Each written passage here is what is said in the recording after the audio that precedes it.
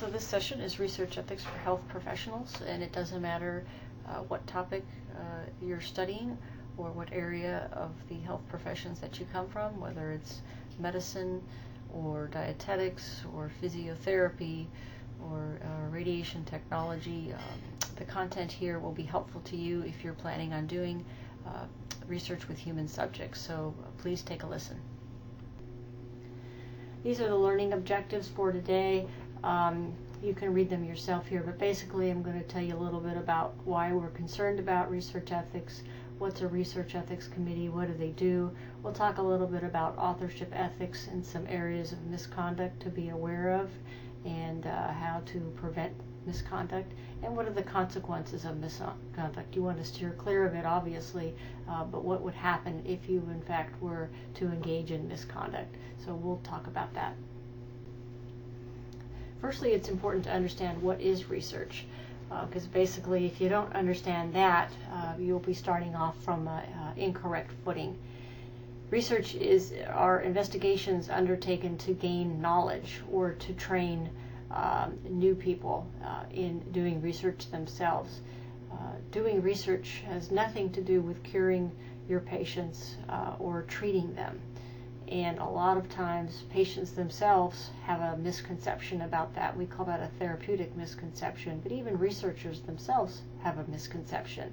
And the documents that they prepare and the conversations that they have with research subjects are all phrased in a manner that's coercive or misleading, and people walk away thinking that what they're engaging in is actually something very therapeutic, when in fact it's not. It's pure research. Research is very forward thinking.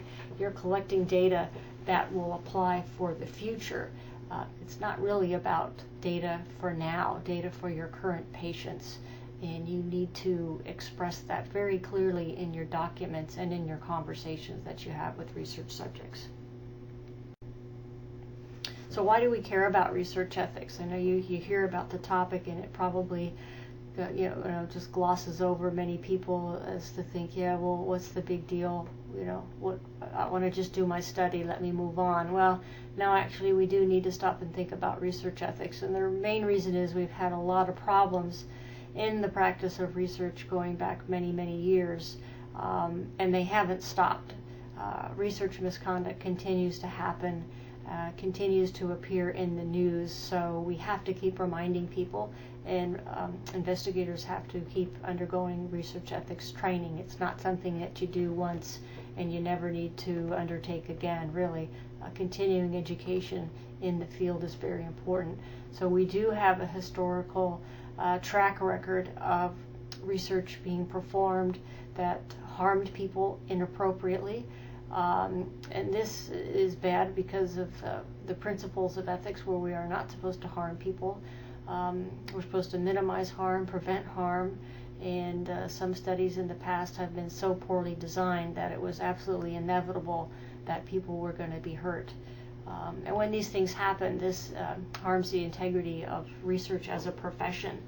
This potentially limits the funding that we can get for future research. And also, when these things happen, people get very nervous, and then they want to crack down even harder on clinical investigators and potentially create more and more levels of red tape, also known as research regulation. And that's not necessarily the solution. So that's one of the things we have to watch out for.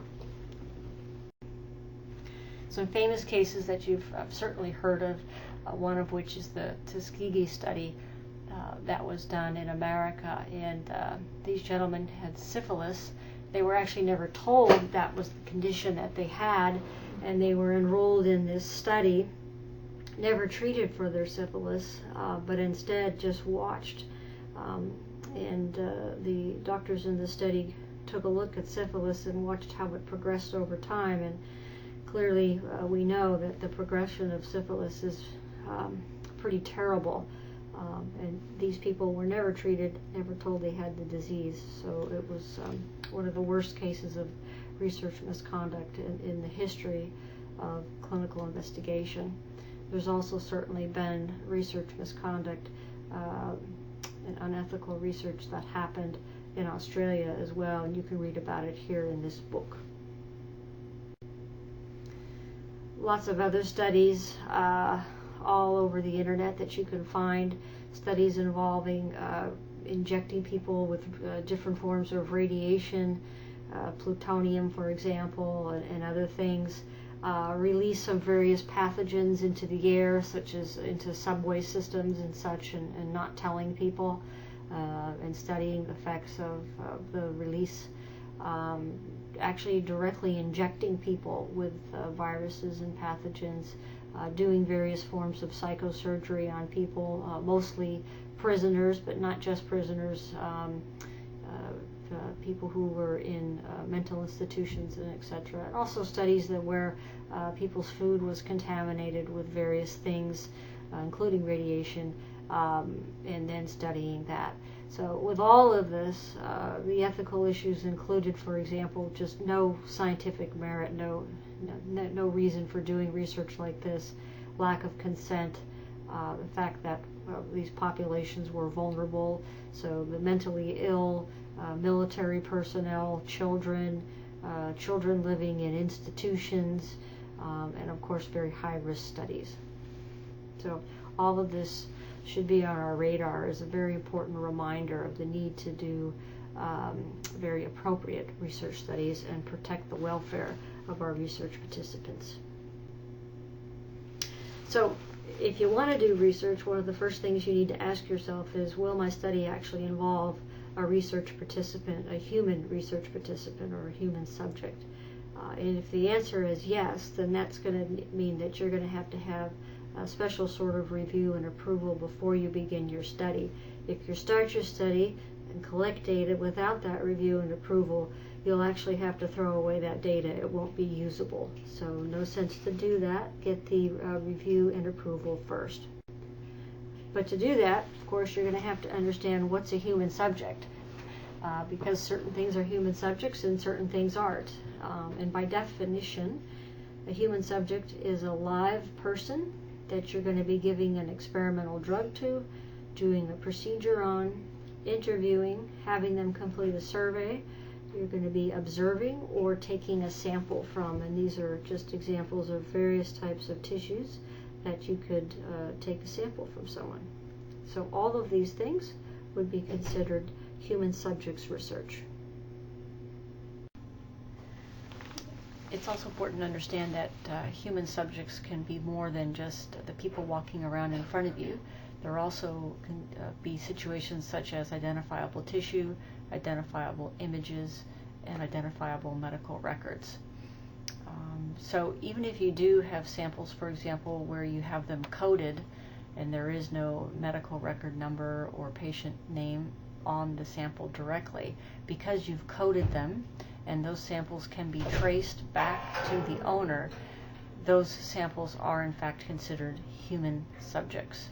So again, if they're traceable through a code back to the person who owns those samples, or where those samples came from originally, then that is considered a human subject. And you can see on the bottom there, I've got a list of various identifiers that are linkers to identifying who someone is, and it can be as obvious as their name, date of birth, or medical record number, or less obvious, something like their tax file number or even their driver's license number. So just keep that in mind. So now that you know what a human subject is, it's also important to know what a human subject is not. So if you've got samples, for example, that are completely de-identified, untraceable, and let's say are well known to the public, they're in a database, they're on the internet, those actually aren't human subjects. Neither are animals nor dead bodies. There are special committees that clear research for use with that use animals and dead bodies, so that's something very different. Those are committees that are not human research ethics committees. Now, it's important that when you do research with a human subject, obviously you never use their name, and you never use their medical record number. You've got to come up with some sort of a code system for identifying each research subject. But when you do that, the code that you come up with has to be something that's not easily decodable. So, for example, don't simply scramble someone's date of birth or their tax file number, and don't use the last 4 digits of their tax file number or some other number, like say the driver's license or whatever. Whatever coding system you use, it's got to be unique and not able to be easily decoded. All right. So who does all the review of your protocols after you write them? Who's going to check them out? Who's going to review them and either approve them or reject them? In Australia, the committee is known as the Human Research Ethics Committee, and you want to note it that way, at least by the term Research Ethics Committee. Don't simply call it the Ethics Committee, because ethics committees are actually different. Ethics committees work with hospitalized patients, clinical patients, and they deal with clinical matters. So research ethics committees are the committees that work with research protocols. Around the world, the more common term is an IRB, or Institutional Review Board. And if you were to do, for example, a Google search or a PubMed search, IRB, or Institutional Review Board, would be much more commonly found in terms of phraseology. Now, there's going to be times too, depending upon the nature of your study, that you're going to need to also go after other committees for various approvals. And I've got a list here for you. You can see radiation, biohazard, and genetics, for example. So just keep that on your radar. You may need extra approvals on top of your Research Ethics Committee approval. These committees look at all sorts of things, but certainly the big one is your protocol. They want to make sure that it is neat, tidy, orderly, and it has scientific merit. If it doesn't have scientific merit, it's going to get rejected. If it's work that's already been done before and is unnecessary, it's going to get rejected. So it's got to have some novelty. It's got to have a really sound literature research or literature search, as a background to it. We want to see what's been done before and what you're doing to add to the new knowledge. It's got to have a copy of the consent form, explanatory statement, any tools that you're going to use to collect data, so questionnaires and things like that. We need to see those questionnaires. We need to look at the questions that you're going to be asking people. Also, any sorts of brochures, posters, flyers, anything that you're using at all to recruit people.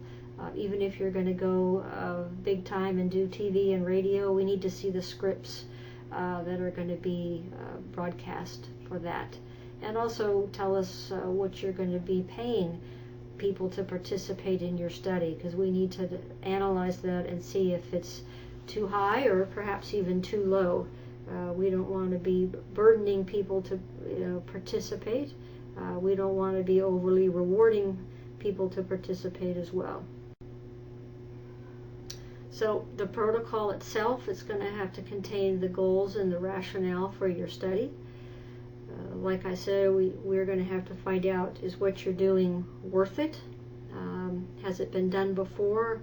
What are you doing to make it better than what's already out there? What are you adding to the area, to the topic? That's where your literature review comes in really important. We need to know how many people you plan to enroll, and is it going to be all women, all men? Are you going to include children, the elderly? Let us know. Be very specific. We need to know where your study is going to occur. Is it going to be in Australia? Is it going to be overseas? You're going to use multiple study sites. Is it going to be somewhere private? Like a prison? Is it going to be somewhere more public? Taking place at a university? And how long is this going to last? Whatever intervention you're planning to do, does it take 20 minutes? Does it take 2 hours? Does it require multiple visits? And what exactly are you doing? Tell us specifically. Show us the plan. And what are the risks? You may think there isn't any, but before you say no, there isn't any, sit hard and think about it, because often there are even some minor risks, write those down. There are even risks to things like venipuncture, yes, so include that. And then when you do identify risk, tell us how you're going to protect the subjects from harm. So are you going to educate them? Are you going to give them pain relievers? Are you going to give them rest time? Whatever it is. What sort of benefits are you going to be providing them? For example, if this is a drug study, are you going to be allowing them to continue to receive the drug after the study ends? Are you going to be giving them some sort of travel compensation or a little gift like a coffee voucher? And then also tell us too how you're going to store your data. You want that data to be protected and private, so tell us how in fact you're going to do that. You don't want people walking in, walking off, or manipulating your data. We're going to be looking very closely at the people you plan to enroll, and you need to tell us, are these considered a vulnerable group? And there's lots of people out there who we actually do consider vulnerable. Here's a list just as a snapshot here. And you can see at the bottom, students are considered vulnerable. And why is that? Well, because students often feel coerced to participate in research, especially if the principal investigator is one of their own professors. So it's very important that we look at that very closely. Also, the elderly, they're often frail. Some of the elderly don't have decisional capacity. Same thing with the terminally ill. Those are people who are at the end of life, or they will have, at least 6 months duration of the rest of their life, and they may feel pressured to participate in a study because they feel like they've got no hope, nothing else to do, or this might produce some benefit for them. So again, we have to look at all of these different subsets of people and make sure that there's protections in them to make sure that they aren't manipulated. In terms of remuneration for your research subject, we've got to be sure at all times that they don't feel coerced. And to do that, we've got to know that what you're offering them isn't something that is unreasonable or too large that they may jump at that and not really consider what the risks of the study are. So, for example, a $5 gift card, probably very appropriate. $500 gift card, well, there's probably times when that is appropriate. If you've got a study that's very high risk and potentially maybe people are participating for a very, very long time, like maybe 6 months, so that could be appropriate. Other appropriate things would be a coffee voucher or a meal voucher, especially if you're having people come in over the lunch hour and they're in a facility where there is food available. Consider providing them food since you are taking away their lunch break. Also travel, things like that. In countries other than Australia, you have to be careful about offering free medical care as a reason to participate because that can really entice people to sign up. And then also ask yourself, if you're not offering them anything at all, and you just want them to participate in your study, is that fair? Sometimes that's not fair either, and maybe you're taking advantage of people so you can have their data. So give that a thought as well. Maybe you should be offering them a little thank you of some sort. Think about that. Always ask yourself as a researcher, do I have any conflict of interest? Conflict of interest can affect how you perform a study. And if you've got conflicts, you need to disclose them, especially to publishers, but certainly also to the Research Ethics Committee. You're going to have trouble down the line if you do a research study in the setting of problematic conflict of interest, and then it comes out that you never disclosed that to the Research Ethics Committee, and or you publish a paper and you don't disclose your conflicts of interest. Then people find out you've actually got conflicts. Papers can actually get retracted. So when in doubt, disclose. The reasons for this is that it can actually impact your objectivity. You may not be be as neutral and impartial as you think you are.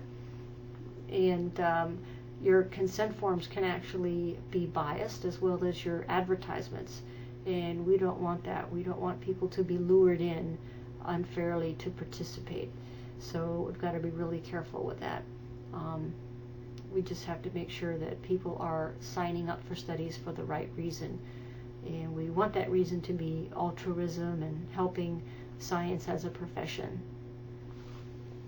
Ultimately, you've got the take-home responsibility of protecting your research subjects and protecting the integrity of your study. So now you're done, and you've collected your data, you've written your paper, and you're ready to publish. This brings up a whole new set of ethical issues, and we bracket this under authorship ethics. And you can see by the comic that I've inserted there, one of the big issues is, putting people on the paper as authors who don't deserve it, and it actually is a huge problem. This is an interesting tweet that came from a physician at Stanford University recently, so I retweeted it. And you all have heard of publish or perish, and I think indeed that threat, publish or perish, is what puts a lot of people in a bad situation and tempts them to do things that they really shouldn't be doing in the field of clinical research. So as he says, we should probably switch to innovate or perish, and then publication will trickle out from there. If what we really need to be doing is have more innovative thinking and innovative practice. All right, so the big issues in authorship are guest authors, so giving people free authorship when they really don't deserve it.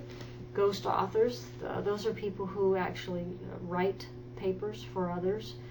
The ghost never gets their name on the paper themselves, and all the other people get automatically placed on the paper, even though generally they didn't write anything. Failing to disclose conflicts of interest, and also plagiarism. Plagiarism, we often generally think of this as taking someone else's words, so for example cutting and pasting from the internet, and yes, that is plagiarism, but it's much more than that. It's also taking other people's ideas or their creations, and creations can be things other than words. It can be visual works of art or things like that, and then not giving proper attribution. So it's quite a big area.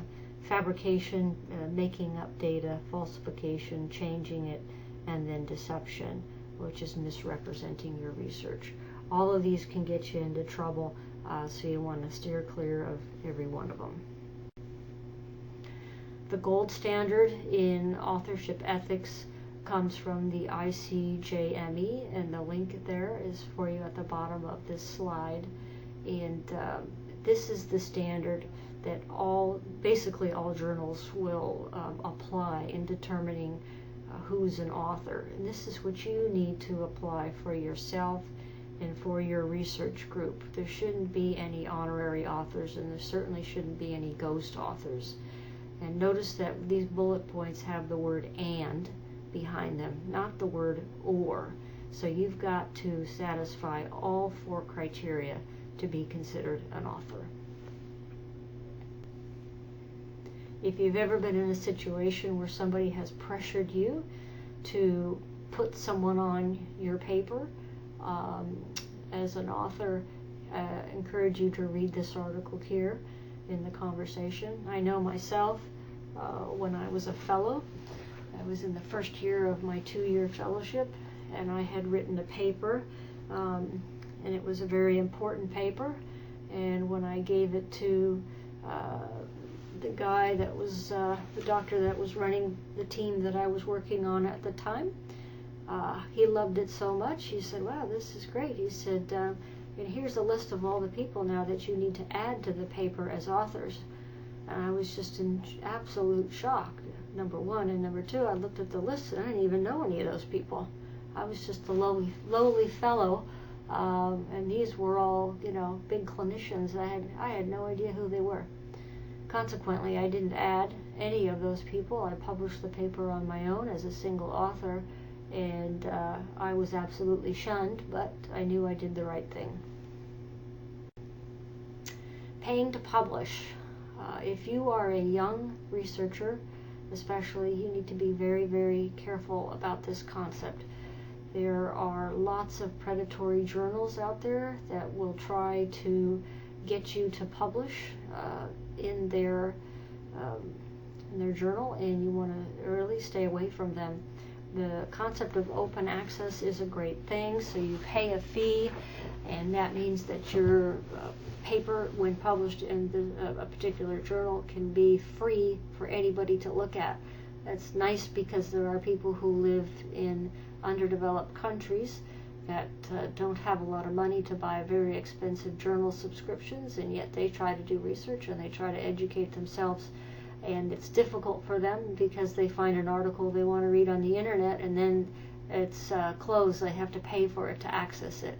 So if you've paid a fee as an author, they can read that paper for free. But that's very different than what a lot of other journals are doing out there in a predatory fashion, where they send out these scam emails asking you to submit their paper to them, and for a $500 fee or a $1,000 fee, they'll review your manuscript in, let's say, 7 days, and they have a very high rate of acceptance, etc., etc. 9 times out of 10, those journals are not even indexed in PubMed, so that's a big problem. That should be your first gigantic red flag to stay away. This article here, the surgical and neoplastic role of cacao, whatever it is, extract in breakfast cereals, was a fake article accepted by 17 journals, believe it or not. So yes, it happens. So research misconduct, you might think, yeah, but who's ever really going to find out about this?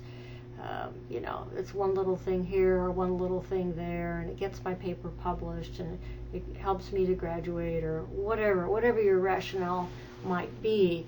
Well, actually, people do find out, and yes, it does matter. It matters for you as a person. It ruins your integrity. And certainly you can lose your job, you can lose your stipend. If you're doing a fellowship somewhere, you're going to lose your fellowship. If you have published a paper, it will get retracted. And that's not pretty. You can also be banned from applying for funding, and your misconduct can be made public. It can be published in legal registers and go all over the internet. So nobody wants that.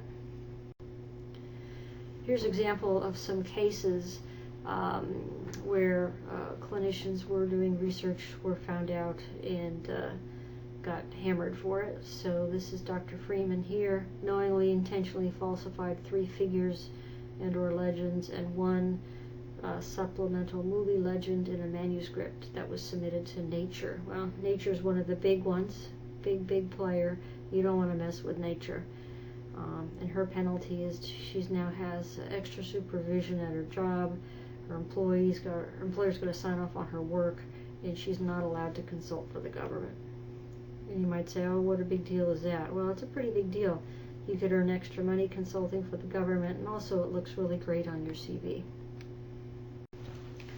Here's another one, which is very interesting because it's actually from Harvard. So yeah, even big places like Harvard has their fair share of research misconduct as well. So this person here, Dr. Zhao, falsified images in 2 research articles. Similar sort of penalties as the prior, including the articles actually got retracted. Another one, a not so wise Dr. Wise, internal medicine physician, didn't have good record keeping skills in terms of handing out the medications, how much and when and how much were used by the research subjects, and then actually taking the case histories, the consent forms, and all of that. It was all a problem, and the FDA sent him a warning letter. You might say, well, that's America. Well, I can guarantee you it happens here in Australia too. We just keep it secret. The nice thing about America is all this is public, and you can easily access all of this stuff through the FDA's warning letter website. Whereas in Australia, they keep it all very secret. It's like a steel drum, very tight. But I guarantee you it happens here as well. Here's another one, an endocrinologist. Item 1 here basically was not looking after the welfare of his research subjects, was not following the research protocol. That's item 2. And again, just being very sloppy in terms of the actual conduct of the research itself. This one here was Dr. Alexander was actually disqualified to perform human subjects research. So that's like the ultimate. And you can see lots of problems. Failed to personally conduct or supervise the research, didn't get informed consent, didn't get proper case histories, and then falsified data. He actually faked signatures on consent forms. So that was it for him. No more research. And that's not a suspension, that is a disqualification. That's the end. And if you're not being watched by the FDA or the ORI, which is the Office of Research Integrity in America, you're going to be watched by these people. They're hawks. Retractionwatch.com. Anytime something nasty happens, these people are on it and they publish it. It doesn't matter where you are in the world. The cases that I've presented to you so far have originated from the United States, so you may say, yeah, I guess they've got all the problems. Well, no, not really. There's plenty of problems elsewhere, and certainly this includes Australia, but there's just not as much transparency here in Australia. It's very hard to get information on research misconduct. There aren't databases that log it, and it's just very difficult in terms of freedom of information to access that. So I found for you a case here that you might find interesting because it is local, right up the street at UQ, and it is a pretty bad case of research misconduct. So proof positive, it does happen here. So if you want to learn more about research misconduct, this is a great video you can watch. I believe it's from 60 Minutes. And listen for the Australian connection and the concept of therapeutic misconception. Again, it's probably one of the worst cases of research misconduct that's occurred so far. So I encourage you to take a listen. There's a list of resources for you. The third one there is a flipboard. So that is an electronic resource. If you go to that and open that resource up, it's actually chock full of other resources that have just all sorts of articles, journal articles, as well as news media regarding research ethics for health professionals. Thank you.